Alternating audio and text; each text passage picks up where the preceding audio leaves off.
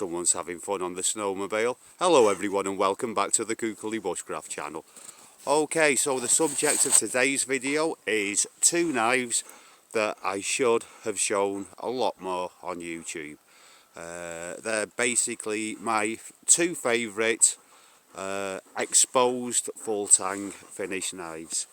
So the first one, the NKD Knife. So this is in a British sheath.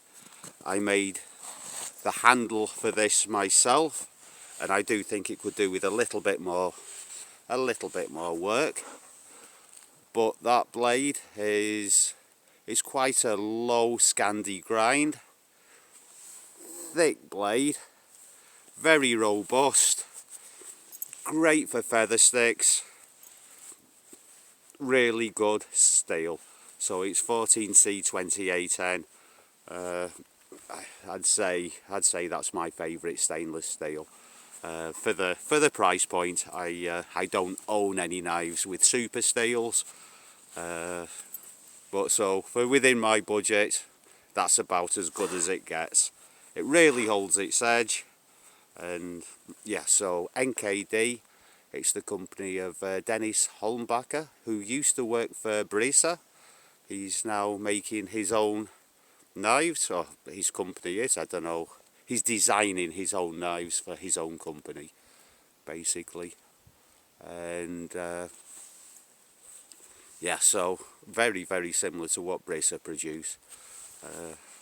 As for the handles that he produces, I don't know. They look pretty good from the pictures, but the blade is really nice.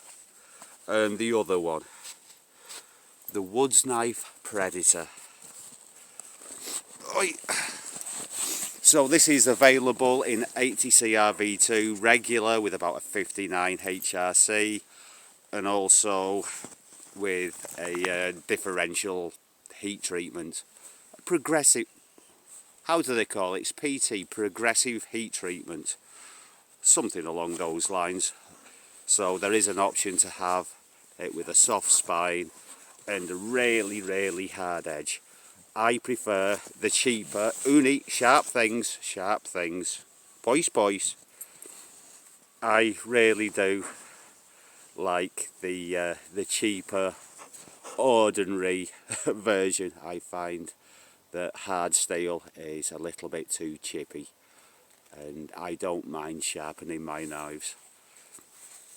So the handle scales are rather flat, which is kind of good. You know, when you're wearing gloves, you know exactly which way the blade's facing. A more rounded handle can be a little bit more comfortable with bare hands, but yeah, it gives a really secure, positive grip. Nice high Scandi grind. This is I've taken this into work with me quite a lot. That's where I test a lot of my knives. That's where a lot of them fail because they get a lot of abuse on the farm. But this has passed with flying colours. It's been great. The one issue I've had is where it's been going in and out of the sheath.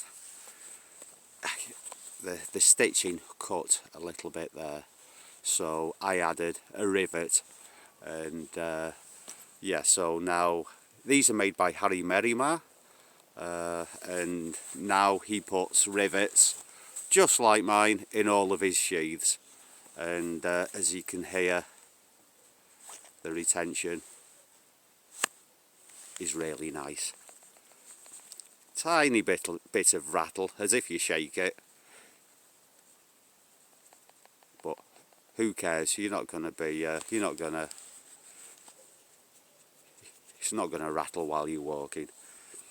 Nice big belt loop, really nice stitching, well made sheath, well made knife with a really nice grind and a nice blade profile. So yeah, and going back to the the NKD. So currently in a random bristle sheath, quite deep carry. It's not the best retention. I really could do with wet forming that. It's loosened up a little bit. But like I say, I made the handle scales myself, and somebody has been asking to see some pictures of knives that I've made in the past. I used to do quite a lot of knife making.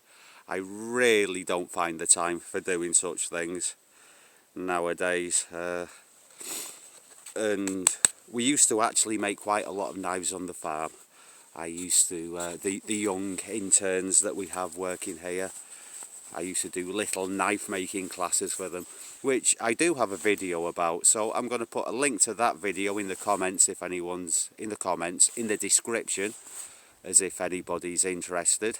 And also I'm going to end with a couple of photos of knives I've made in the past. Anyway, thank you very much for watching, everybody. Please give us a thumbs up, drop us a comment, and I'll see you all again soon for another Kukuli Bushcraft video. Bye for now. Come on, Uni. Let's go. Oh, good girl. Look at the camera. Usually, I buy the blades in, just make handles and sometimes sheaths. But sometimes in the past, I have also made blades. And just a quick correction to what I said in the video. Harry Merrimar now puts rivets in the Predator models. The more traditional Poco style knives don't need it at all.